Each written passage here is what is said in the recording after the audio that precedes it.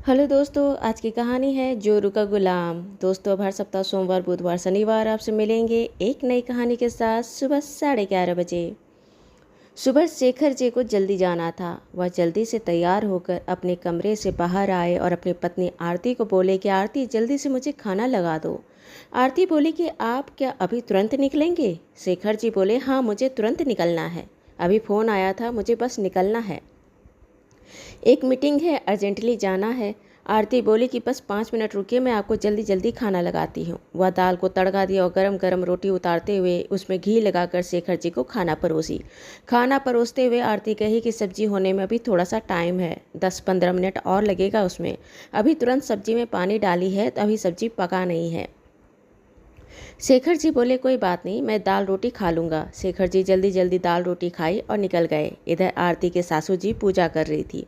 उनका पूजा करने तक सब्जी बनकर उतर चुकी थी। उन्होंने आरती को कहा, मुझे भी खाना लगा ही दो। पड़ोस में भजन मंडल बैठेगी तो मैं वहाँ जाऊँगी। आरती अपनी सासू जी को सब्जी, रोटी, चावल और दाल परोसी। सासू जी जैसे रोटी को दाल में डुबोकर एक कौर मुँह में डाली हुआ आरती को बोली, क्या दाल बनाई है? क्या तुम्हें पता है तुमने दाल में नमक नहीं डाला है?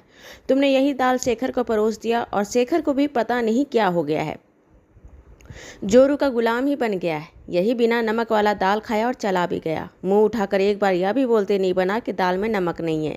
कैसे खाया होगा भगवान जाने। आजकल के लड़के पता नहीं पत्नी के पल्लू से बंधते नहीं हैं, बीवी का पल्लू ओढ़ के ही बैठ जाते हैं।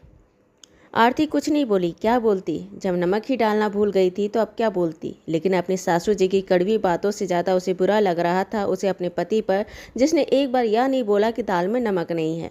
पता नहीं बिना नमक के दाल कैसे खाए होंगे। बिल्कुल भी मन को नहीं भाया होगा। कैसे मन मार के खाए होंगे। आरती का मन वहीं पर अटक गया। बहुत देर तक अपने पति के बारे में सोचते रही और घर का काम करते रही। पूरा दिन ऐसे ही निकला। रात के 8 बजे तक आरती का खाना बन चुका था।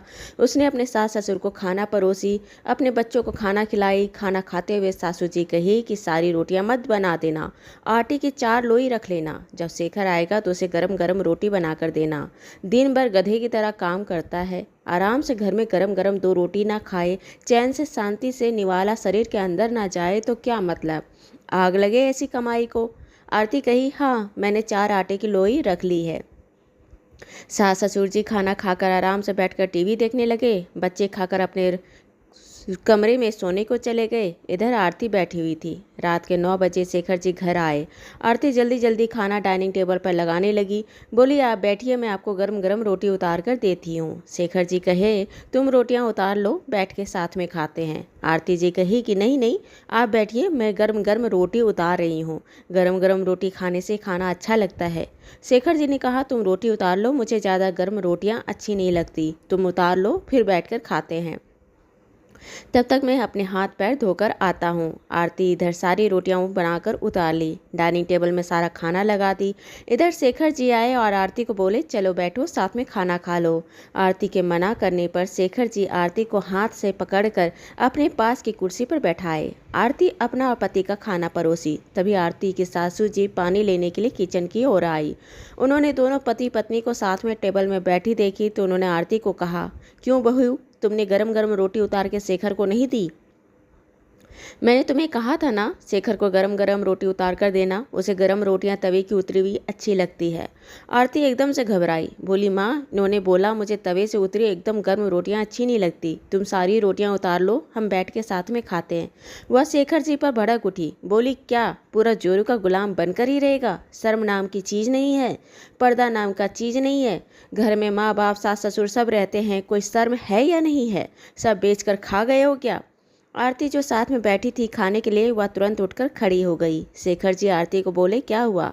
आरती बोली, मुझे थोड़ा काम याद आ गया है, आप खाए ना, खाए ना। ऐसे कहते हुए वहाँ से खिसक गई।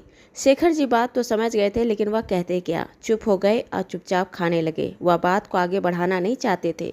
दूसरे दिन सुबह आरती बच्चों के लिए नाश्ता बनाकर बच्चों को स्कूल भेज चुकी थी। कुछ रोटियां एक्स्ट्रा बनी हुई थी। तभी धड़-धड़ करते हुए शेखर जी अपने कमरे से तैयार होकर बाहर आए। वह ऑफिस जाने के लिए तैयार हुए थे। सुबह ही उनके क्लाइंट का फ़ोन आया था और एक अर्जेंट मीटिंग के लिए उनको पहुंचना था। आरती बच्चों को भेजने के बाद देखी कि शेखर जी के ऑफिस जाने में अभी कुछ समय है, तो वह नहाने के लिए बाथरूम चली गई। इधर शेखर जी जब आए और देखे कि आरती नहाने के लिए चली गई है, उनकी माँ पूजा पर बैठी है, तो उन्होंने जल्दी से एक थाली लिया, सब्जी और रोटी लेकर खाकर ऑफिस के लिए निकल गए। आरती की सास पूजा करते हुए शेखर जी को देख रही थी। उन्होंने फिर से आरती को डांट लगाई।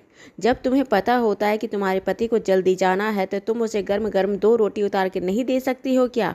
आज भी वह ठंडी रोटी खाकर चला गया। आरती बोली कि मुझे नहीं पता था कि वह अभी जाने वाला है। बच्चों को स्कूल भेजने के बाद मेरे पास समय था, तो मैंने सोची मैं नहा लेती हूँ। जब तक वह तैयार होकर आएंगे तब तक मैं नहा लूंगी, इसलिए मैं नहीं जानती थी कि वह ऑफिस जल्दी जाने वाले हैं। आरती जी की सास भनभनाते हुए वहां से चला गई।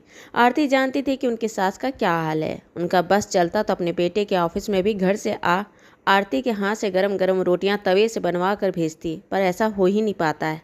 शाम के टाइम पर शेखर जी ने आरती को फ़ोन किया। रोटी बनाकर उतार लेना, मेरा आने का समय कोई फिक्स नहीं है, उतार के रख लेना। अगर मैं लेट होऊंगा तो अपने कमरे में जाकर सो भी जाना। आरती कुछ नहीं बोली। इधर शेखर जी सबका खाना खा लेने के बाद लगभग 9:30 बजे के लगभग घर पर आए। सास ससुर बैठ के टीवी देख रहे थे, बच्चे सोने के लिए चले गए थे। आरती जैसे अपने पति शेखर को आया देखी तो वह खाना डाइनिंग टेबल में परोसने लगी। शेखर ने कहा, आओ बैठो मेरे साथ। आरती बोली, नहीं नहीं आप बैठो ना। शेखर बोले, मैंने कहा ना बैठो। आरती एक बार अपनी सास की तरफ पलट के देखी और फिर बैठ गई। आरती की सास दूर से आरती को देख रही थी। जैसे उन्होंने खाना खाने के लिए एक कौर तोड़ा, सास जी दंदनाते हुए आई और आरती को बोली, तुम्हें कितनी बार कहा है कि शेखर को गरम गरम 2 रोटियां उतार कर दिया करो, इतना भी तुझसे नहीं होता। शेखर बोला, माँ मैंने कहा था इसे। शेखर जी की माँ बोली, तुम सुबह से लेकर शाम तक काम करता है, कितना भाग दौड़ करता है, तो सुकून से 2 पल का 2 वक्त का रोटी भी शांति से गरम गरम रोटियां गरम गरम खाना नहीं खाए तो क्या मतलब है ऐसी कमाई को? आग लगे ऐसी कमाई को। शेखर जी बोले, मैं जितना टाइम बाहर रहता हूँ उतना ही देर काम करता हूँ। घर आने के बाद मैं एक दिन का भी नहीं उठाता, एक काम नहीं करता, मैं पूरा टाइम आराम करता हूँ। लेकिन वही आपकी बहू 24 घंटे काम करती है। आपने कभी देखा है जब वह रात के बिस्तर में सोती है तो वह अपने पैर फेंकती है? वह इतना थक जाती है, उसके पैरों में दर्द इतना होता है कि वह सोते वक्त पैर फेंकती है।